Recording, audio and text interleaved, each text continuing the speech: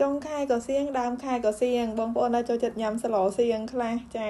ហោះដងខ្ញុំធ្វើស្លសៀងកូរ៉េញ៉ាំតែថ្ងៃនេះធ្វើស្លសៀងជប៉ុនម្ដងដែលគេហៅថាមីសូថេនចឹងបងប្អូនចាស្លសៀងជប៉ុនណាគឺត្រូវតែមានសណ្តែកសមុទ្រចូលហើយសៀងនេះគឺខ្ញុំប្រើសៀងជប៉ុនប្រភេទនេះបងប្អូនចាំខ្ញុំដាក់ link នៅខាងលើវីដេអូបងប្អូនអាចចូលទិញបាននៅក្នុងគូផាំងសណ្តែកសមុទ្រក្រៀមនេះវិញបងប្អូននៅខ្មែរអាចកំងបានតាម page ហាគីមជីចាតម្លៃធំរំមែនតើបងប្អូនមកកញ្ចប់នេះស្លបានយូរណាស់ចាដាក់ត្រាំទឹកតាមមួយផ្លែតរីកស្គូស្គីពេញចាននឹងស្លបានមួយឆ្នាំងបុកហ្មងបងប្អូនពេលធ្វើស្លសៀងជប៉ុនណាបន្លែដែលខ្វះបានមួយទៀតគឺផ្សិតចាបងប្អូនចូលចិត្តផ្សិតប្រភេទណាដាក់ប្រភេទហ្នឹងទៅចាខ្ញុំដាក់ផ្សិតពណ៌សនេះលាយជាមួយនឹងផ្សិតពណ៌ខ្មៅបើបានផ្សិតបញ្ចូលដាក់ទៀតគឺរឹតតែឆ្ងាញ់ប្រភេទបន្លែផ្សិតនេះមួយនៅផ្ទះខ្ញុំអត់ដែរដាច់ពីទូទឹកកកឯងបងប្អូនខ្ញុំចូលចិត្តញ៉ាំផ្សិតខ្លាំងមែនតែន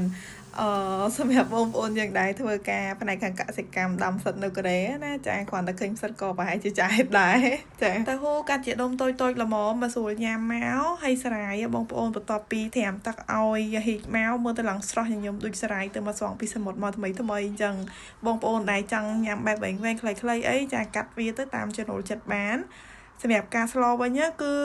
ងាយខ្លាំងមែនទែនបងប្អូនដាក់ទឹកចូលមកចាបន្ទាប់មកយើងបន្ថែមជាមួយនឹងសៀងចាសៀងនឹងបងប្អូនដាក់តាមបរិមាណទឹកណាព្រោះសៀងជប៉ុនហ្នឹងក៏ប្រៃខ្លាំងណាស់ដែរមិនចាញ់សៀងកូរ៉េប្រហែលទេបងប្អូនចាប្រៃដូចគ្នាខុសតែក្លិនទេមីសូថេនចាំងរបស់ជប៉ុនហ្នឹងអត់សូវធំក្លិនខ្លាំងដូចសៀងកូរ៉េទេដាក់សៀងចូលដាក់ស្រាយសមុទ្រចូលបន្ថែមផ្សិតចូលហើយថែមគ្រឿងផ្សំពិសេសចុងក្រោយគឺម្សៅថៃហ៊ុនកាសយ៉ាចាម្សៅថៃហ៊ុនកាសយ៉ាហ្នឹងដាក់ជាមួយសៀងហ្នឹងគឺត្រូវជាតិគ្នាខ្លាំងមែនទែនបងប្អូនគ្រឿងផ្សំសម្រាប់ដាក់ក្នុងស្លសៀងអត់មានអីទាំងអស់ចាមានតែបន្លែចាទៅហ៊ូអីចុងក្រោយទៀតមកធ្វើឲ្យស្លហ្នឹងមានរសជាតិនិយាយទៅល្មមឆ្ងាញ់មែនទែនបងប្អូនជាតិផ្អែមចេញពីបន្លែហើយនឹងជាតិប្រៃហ្នឹងចេញពីសៀងមករសជាតិគឺត្រូវគ្នាខ្លាំងបងប្អូនអាចសាកធ្វើញ៉ាំបានម្សៅថៃហ៊ុនកាសយ៉ាបើមាននៅផ្ទះបងប្អូនបន្ថែមចូលទៅរសជាតិកាន់តែឆ្ងាញ់បើអត់បាច់ដាក់ក៏បានដែរ